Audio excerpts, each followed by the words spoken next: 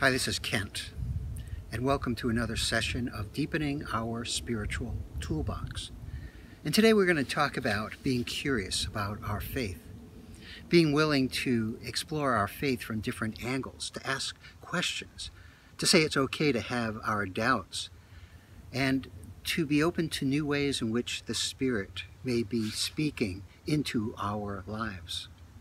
The theologian Robert McAfee Brown said every 2 to 3 years we should take everything that we think we know about God, all the concepts, all the teachings, and throw it out the window and then start again.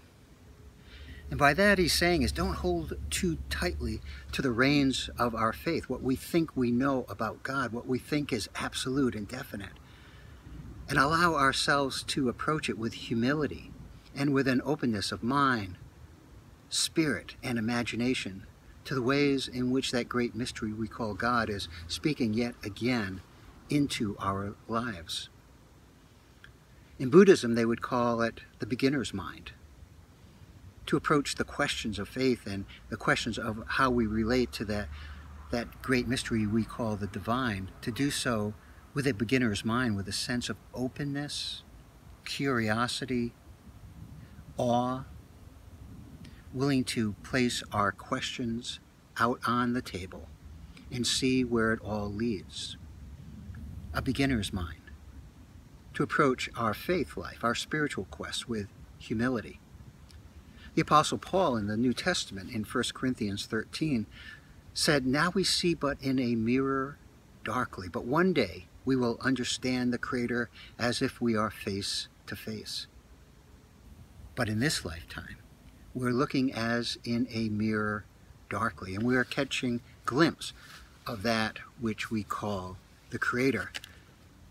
And so we are invited to enter into our spiritual journey, continue on our spiritual journey with a sense of openness and a sense of humility, and not to grasp the reins of our lives too tightly, but rather with open hands and open hearts. Now, I recognize that on one level this can be rather disorienting because we want something that is solid, like this rock that is right behind me, something that is unmovable.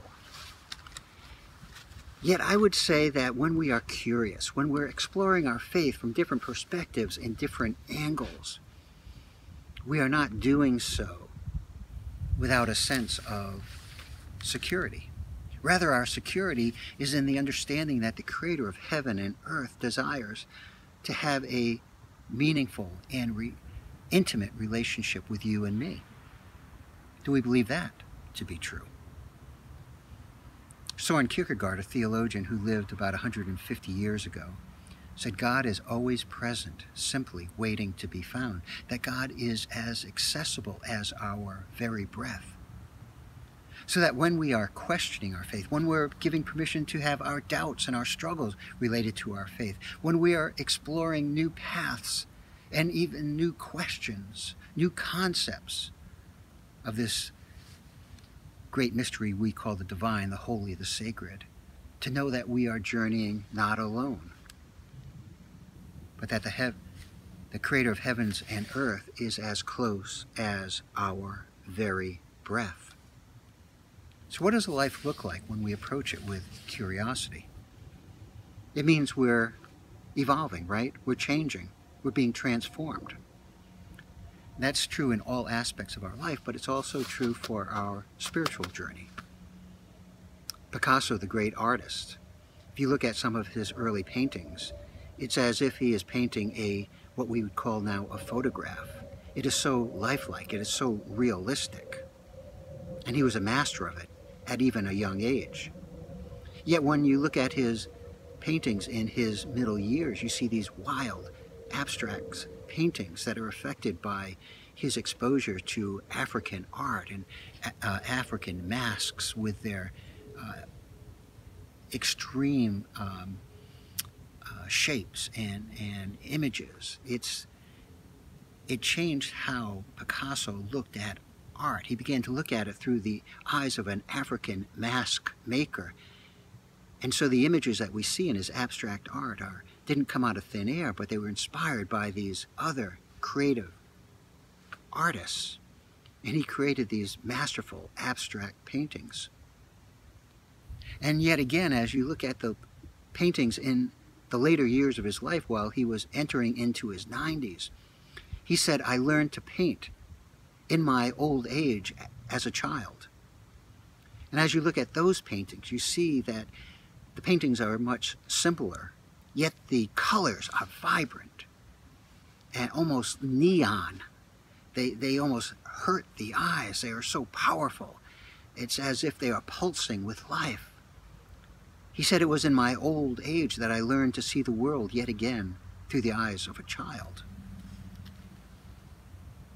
And so when we're thinking about being curious about our faith and taking our closely structured concept of faith that we're taught to us or that we have claimed for ourselves, we find that we are invited to look at it all with fresh eyes and a fresh perspective, and to know that it is all evolving.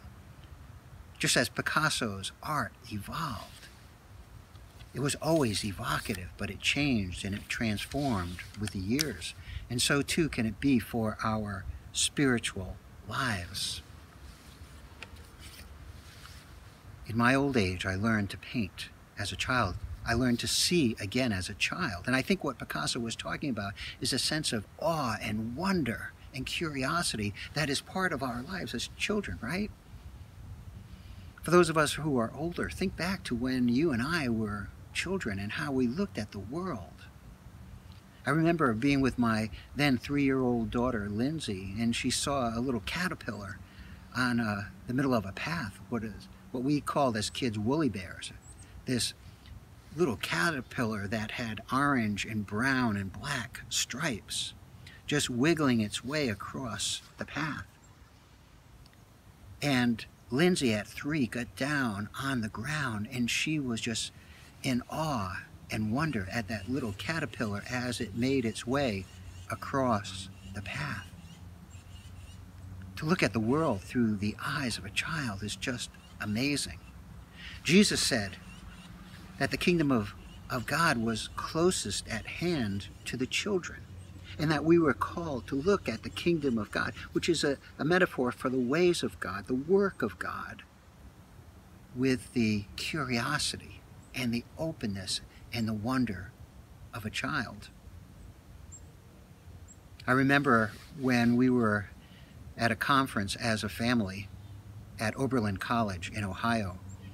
And at that point, we were living on the West Coast, and we went out to Oberlin for a week, and our daughters were both in elementary school. And they saw lightning bugs for the first time. You know, for some reason, lightning bugs, which are common here in New England, they stop when it gets to the border of Kansas. Scientists could tell you why that is, but west of Kansas, there are no lightning bugs. But east of Kansas, including here in New England in the summer, you'll see these wonderful bugs which part of their, actually it's in their abdomen, they have a light that lights up at night. And you look out into the forest at night and it's like there is a galaxy in front of you. These stars that are just blinking on and off, those are lightning bugs. And actually what they're doing is, it's a way of mating. They're calling attention to each other like, yoo-hoo, I'm over here. Come and see me. It's amazing. And I remember being with our daughters in elementary school, visiting Oberlin College, and they're seeing lightning bugs for the first time. And they were so excited. A sense of wonder and a sense of awe. And I remember one of my daughters, I don't remember which daughter it was, but they probably together, they put lightning bugs in a jar with a cover with holes in it so that the lightning bugs could breathe. And I remember doing that as a child. How about you? And we went into a dark room, and one of the daughters said, Dad, look at this jar. All the stars are in this jar. All the galaxies are in this jar. That, my friends, is wonder. That, my friends, is awe. And that way of seeing and embracing what is right in front of us is a spiritual practice. And it only comes with a sense of curiosity. a willingness to not hold too closely to our faith and what we think is true and real about that great mystery we call God, the divine, the eternal Spirit, Creator, but to open our hands, to open our hearts, our minds, our imaginations, and to look around with a sense of awe and gratitude and amazement. When we lose our curiosity about anything about life, but particularly about life in the Spirit, we limit and restrict, I think, the movement of the Spirit. Because the Spirit relies upon freedom, the freedom of our imagination, the freedom to look with fresh eyes and to hear with open ears, and to get down on our knees like we are a 3-year-old and to see that little woolly bear caterpillar inching its way across the ground rather than just stepping over it and not even noticing, which so often we as adults do, right? So this is all to say that the spiritual life isn't rocket science, but it does call for a spirit of humility. And it calls for the courage, and I think it does take courage, to look at our faith with fresh eyes. I had a friend, Wynne Dolan, who lived to 101 day. And he told me that the older he became, the bigger his concept of God became. The deeper his questions became. And the greater his sense of wonder and awe became. Wynne was a university college professor, and he was a world-renowned expert on sundials, a published author, and he was a math professor, and he had a passion for astronomy. He was an educated man. Yet what made Wynne so special, to the very last breath he took at 101 day, was that childlike curiosity, that childlike wonder and awe that allowed him to look at the world not as if his faith and his understanding was in a box, but that the lid was off that box and everything was becoming bigger and wider and deeper. And in the midst of all of that, he still felt paradoxically that he had a place and that he was at home and that he was known by name by that eternal source of all that is good, lasting, and true.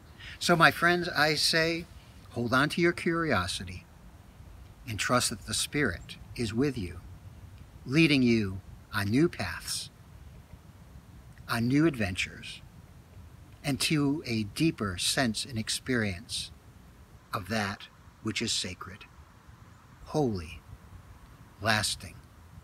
This is the good news. Thanks for sharing with me in this time.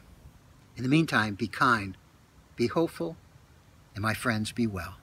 Until next time, thank you.